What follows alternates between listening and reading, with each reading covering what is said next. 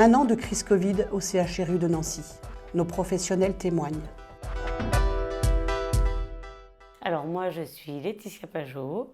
Je suis aide-soignante depuis 3 ans au sein du pôle GSP Ma Vie, donc gérontologie, soins palliatifs. Je prends soin des résidents du service. Principalement dans les USLD, voilà, c'est beaucoup du soin de nursing. La particularité ici, c'est qu'on est quand même dans un service spécial, fermé, donc tout est sécurisé pour nos patients.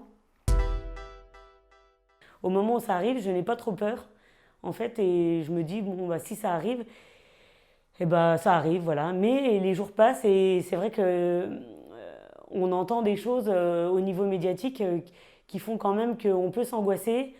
Et puis là, on voit que c'est quand même, ça tue des gens, quoi. Se dire que la réanimation est surchargée, se dire que ci, se dire que ça. Mais tout ça, c'est de l'abstrait, en fait. Comme tous les gens qui ne savent pas ce qui se passe à l'hôpital puisqu'ils n'y travaillent pas. Donc là, ce qui n'est pas abstrait, c'est qu'autour de vous, vous entendez que vous avez une tante, un voisin, des gens que vous avez vus qui meurent. Donc là, vous vous dites, bah, c'est pas une blague. Enfin, c'est pas une blague. On sait bien à la base que c'est pas une blague, mais c'est plus grave qu'on peut l'entendre. Et là, on se dit, si le Covid rentre à l'UHR, c'est foutu. Donc on essaye d'en parler autour de nous, à nos cadres, de faire remonter l'information au supérieur hiérarchique en disant il faut trouver une solution. Parce qu'en fait, je vous explique ici, tout le monde dort chez tout le monde. Tout le monde mange avec les couverts de tout le monde et tout le monde boit le verre de tout le monde. Donc on s'est dit, si le Covid entre à l'UHR, je veux dire, ça va s'étendre à une vitesse record en 24-48 heures. Donc on ne sait pas d'où ça arrive et en fait on s'en fout, on ne veut pas savoir d'où ça arrive, mais ça arrive bien. Donc on est début avril, je dirais aux alentours du 3, 4, 5. Donc là il y en a 2, 3 qui commencent à montrer des symptômes. Donc ils sont testés les uns derrière les autres et là 1, 2, 3, 4 et c'est l'hécatombe. Donc les premiers qui sont décédés ne sont pas les premiers qui l'ont contracté. Quand d'autres sont encore en hyperthermie, d'autres décèdent les uns derrière les autres. Donc les premiers, ceux qui sont atteints de pathologies type diabète, sont partis en premier. Et bah, dans d'atroces souffrances. Des douleurs ingérables malgré les traitements. Donc sur les 16, il n'y en a que 2 qui l'ont pas eu, qui ont été négatifs.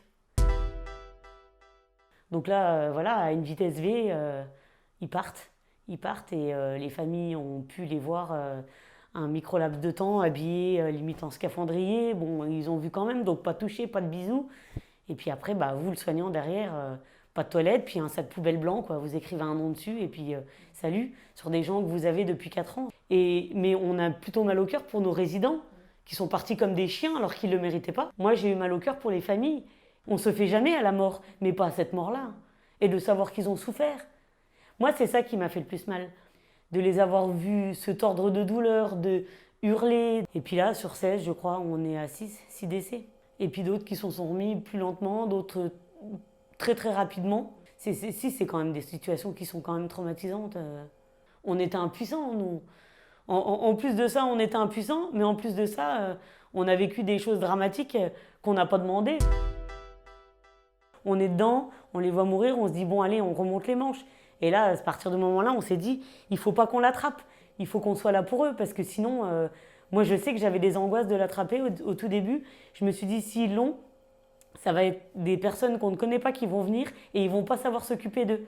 Et heureusement, dans nos renforts, on a eu des équipes, des infirmières d'équipes soins palliatifs qui sont formées et qui sont extraordinaires et qui savent, qui ont un protocole spécial pour les soins palliatifs. Et j'ai trouvé ça génial parce qu'elles ont vraiment été là, elles arrivent, elles ont pris les initiatives tout de suite sur des traitements qui soulagent.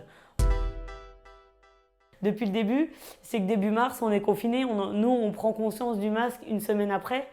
Donc en fait le Covid il est déjà dans l'établissement quand nous on porte encore pas le masque. Et je pense que tout le monde s'est laissé apeurer aussi par la pénurie. Et du coup, on nous donnait au compte-gouttes. On s'est retrouvés quand même sans blouse. Donc il y a un moment, on avait des sacs poubelles. On a une équipe quand même qui est pluriprofessionnelle et on est très beaucoup dans la communication et on échange beaucoup avec nous. On parle de tout en fait, mais on est surtout dans le bien-être de tout le monde, de nos résidents, de nous. Voilà, on échange beaucoup. On a eu beaucoup de groupes de parole aussi avec le psychologue du CHU. Il est venu à plusieurs reprises pour justement crever un peu l'abcès. Bon, le pauvre, il en a pris plein son grade. Mais je pense que nous étions tous dans la colère, une colère profonde quand on a vu mourir les nôtres, alors qu'on avait alerté sur certaines mesures et que personne n'a rien mis en place. On n'en voulait pas à Pierre, Paul ou à Jacques, on en voulait à la terre entière en fait. On est retourné aux sources en fait. Une fois que le Covid est parti, on est resté un moment avec nos chambres vides. On n'était pas prêt à accueillir de nouvelles personnes. Tout ça, c'est des périodes assez difficiles parce que vous le revivez, vous dites au revoir, les familles qui viennent, ils sont endeuillés. Merci pour tout ce que vous avez fait. D'ailleurs, derrière vous, il y a des courriers des familles qui nous ont remerciés. On réintègre des résidents petit à petit et la vie, à partir de, je dirais, juillet ou août, je ne sais plus, elle a repris, quoi. On n'est pas des héros, hein, parce que loin de là, et puis on ne cherche pas à l'être. Et d'ailleurs, moi j'étais un peu contre le principe des gens qui applaudissent par la fenêtre, parce que moi quand j'ai entamé ma formation d'aide-soignante, je ne l'ai pas fait pour qu'on m'applaudisse, je ne l'ai pas fait pour qu'on me remercie. Je l'ai fait parce que c'est quelque chose que j'ai envie de faire et aujourd'hui je pense que je ne saurais rien faire d'autre. C'est un métier qui donne tellement d'amour que c'est plus une passion, une vocation en fait, hein. Bon après voilà, maintenant c'est fait, c'est la vie, il ne faut pas revenir en arrière, il faut prendre en considération et il faut garder en mémoire ce qu'on a vécu, c'est important pour demain, mais il ne faut pas ruminer, il ne faut pas continuer à vivre dans ce genre de choses.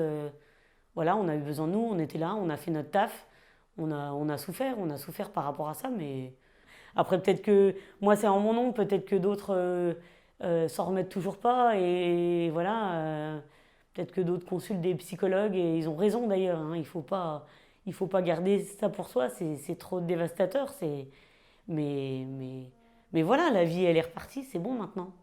C'est parti, c'est reparti entre guillemets, hein, attention parce que c'est toujours là et on est toujours vigilant, mais je veux dire, maintenant on a moins peur quand même de ce qui va nous arriver.